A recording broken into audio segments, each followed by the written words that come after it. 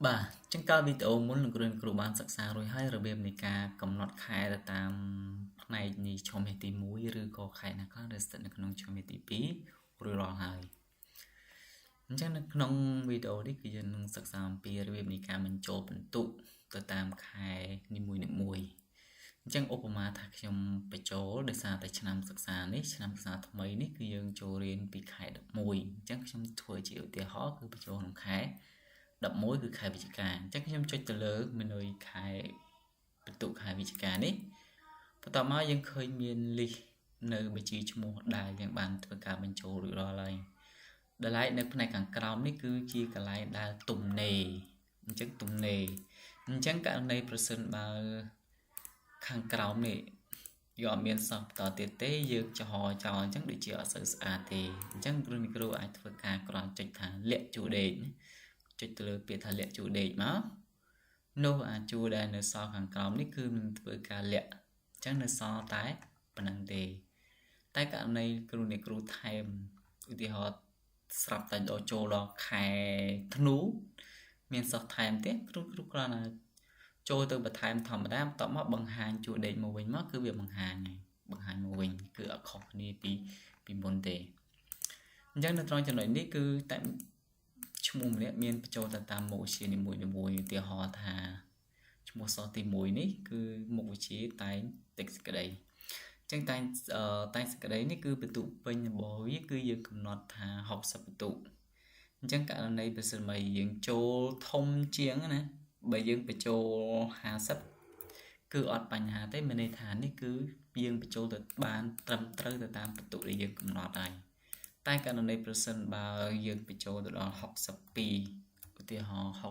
62គឺវាលោតចេញ highlight ពណ៌ទឹកក្រូចបែបនេះហើយមានគូសឆូតបែបនេះមានន័យថា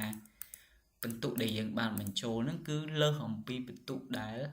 យើងបានកំណត់ធំបំផុតហើយអញ្ចឹងមានន័យថាយើងបញ្ចូលបន្ទុកលើសហើយអញ្ចឹងកាលណាដែលយើងបញ្ចូលបន្ទុកលើសវាធ្វើឲ្យការគណនាមធ្យមភាពរបស់យើងនេះវាលំអៀងន័យថាវាអាចមធ្យមភាពអាចលើសពី50អញ្ចឹងទៅអញ្ចឹងកន្លែងនេះគឺជាចំណុចសំខាន់មួយសម្រាប់គ្រូគាត់ចំណាំហើយតកតងនឹងកន្លែងផ្សេងៗទៀតគ្រូបញ្ចូលធម្មតាមកគាត់បានបន្ទុកប្រមាណនេះឧទាហរណ៍ថាបញ្ចូលអញ្ចឹងលើសហើយអញ្ចឹងគឺអត់អាចទេសរសេរតាមអានគឺយើងកំណត់ថា40ទេប៉ុន្តែដល់ពេលយើងបញ្ចូលលើសពី40អញ្ចឹងមានន័យថាគឺយើងបញ្ចូលបន្ទុកនឹងសិស្សនឹងប្រឡងបានបន្ទុកលើសពីបន្ទុកខ្ពស់បំផុតទៀតអញ្ចឹងកន្លែងនេះគឺអត់ត្រឹមត្រូវអញ្ចឹងគ្រូអាចធ្វើម៉េចបញ្ចូលឲ្យបានត្រឹមត្រូវមកកន្លែងហ្នឹងដើម្បីជៀសវាងការគណនាទៅខុសបាទអញ្ចឹងការបញ្ចូលបន្ទុកគឺខ្ញុំចង់បញ្ជាក់តែប៉ុណ្្នឹងទេហើយតកតងនឹងចំណុចបន្តទៀតនៅពេលដែលយើងបញ្ចូលមកគឺកន្លែងភាសាខ្មែរនេះគឺយើងអត់ចាំបាច់បញ្ចូលទេគឺវាសរុបឲ្យយើងស្វ័យប្រវត្តិហើយចំណែកឯ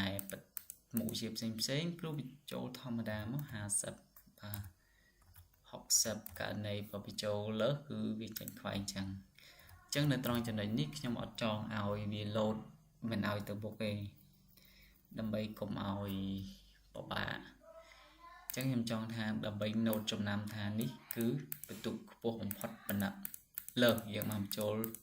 លើសពីបន្ទុកដែលខ្ពស់បំផុតហើយអញ្ចឹងចំពោះមុខវិជ្ជាផ្សេងទៀតគ្រូបញ្ចូលមកធម្មតា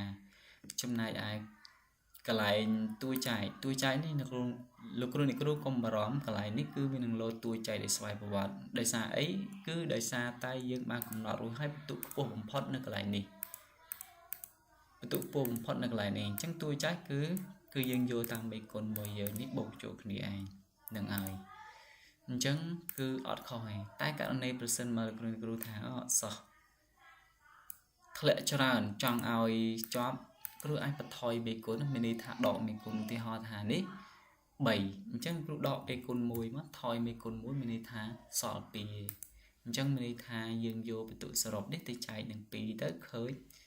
ប៉ុណ្ណេះអញ្ចឹងបានមធ្យមភាពតែបើសិនជាបោះវាដោយស្វ័យប្រវត្តិគឺមេគុណរបស់យើងគឺស្វ័យប្រវត្តិគណនាត្រឹមត្រូវបាទត្រង់ចំណុចមួយទៀតគឺកន្លែង